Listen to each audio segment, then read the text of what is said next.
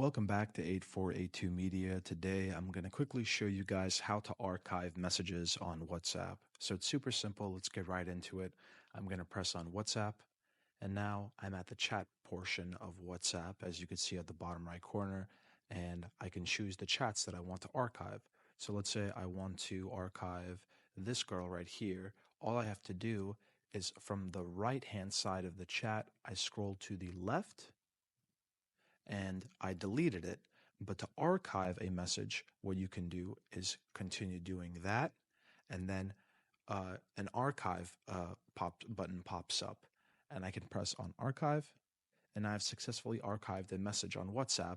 And to locate it, I can go all the way to the top of my chats, and where you see archived, I can press on that, and now I can actually locate that message right over here. So that's where you archive, and then to unarchive, you can do the same thing and then press on unarchive.